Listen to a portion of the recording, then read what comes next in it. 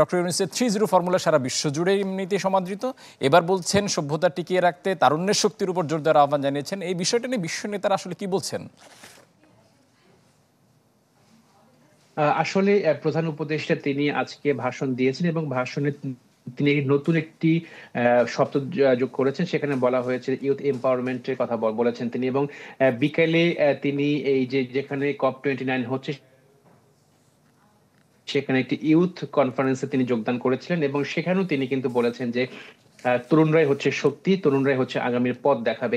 এবং একই সঙ্গে তিনি বলেছেন, বিশ্ববাসীকে তিনি বলেছেন যে আসলে তারুণ্যের যে শক্তি, কেমন শক্তি তারুণ্য দেখাতে পারে সেটি দেখার জন্য সবাইকে কিন্তু তিনি বাংলাদেশে জানিয়েছেন এবং বাংলাদেশের তরুণরা দেখিয়ে দিয়েছে তারুণ্যের শক্তি কি রকম।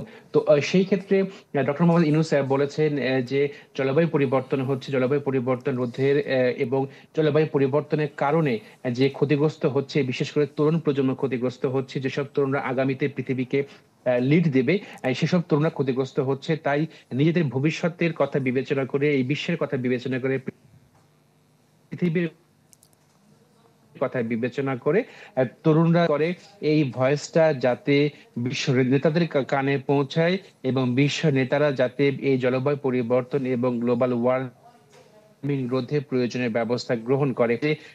এই যে জলবায়ু পরিবর্তন হচ্ছে, গ্লোবাল ওয়ার্মিং হচ্ছে, এর জন্য উন্নত দেশগুলো দায়ী।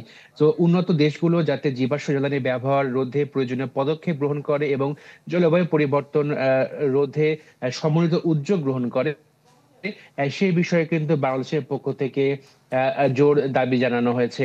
ফারুক, আপনাকে জানিয়ে রাখি যে এবারের কপটাকে বলা হচ্ছে ক্লাইমেট ফিনান্স। এরই মধ্যে ক্লাইমেট ফিনান্সটা কিভাবে হবে, কার মাধ্যমে হবে, কোন প্রক্রিয়াতে যাবে, এর জন্য একটু ড্রাফট তৈরি করা হয়েছিল।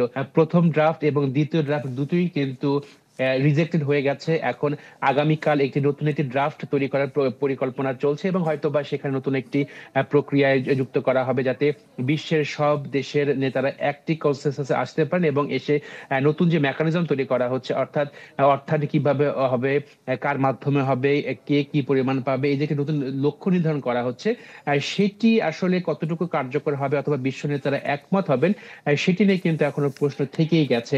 কারণ এখনো কিন্তু এই ফিনান্স অর্থাৎ ক্লাইমেট ফিনান্সটা কিভাবে হবে সেটি এখনো বিশ্ব নেতারা এক জায়গাতে আসতে পারেনি। এর মধ্যে প্রথম এবং দ্বিতীয় ড্রাফট রিজেক্টেড হয়ে গেছে। তবে আগামীকালের দিকে সবাই তাকিয়ে রয়েছেন, দেখা যাক আগামীকাল কি হয়, নতুন কোন ড্রাফটটি সেটি একসেপ্টেড হয় কিনা। ফারুক। প্রিন্স, আপনাকে অসংখ্য ধন্যবাদ। দর্শক, বিশ্ব জলবায়ু সম্মেলন নিয়ে জানাতে আজারবাইজানের বাকু থেকে জানাচ্ছিলেন সহকর্মী আশিকিন প্রিন্স।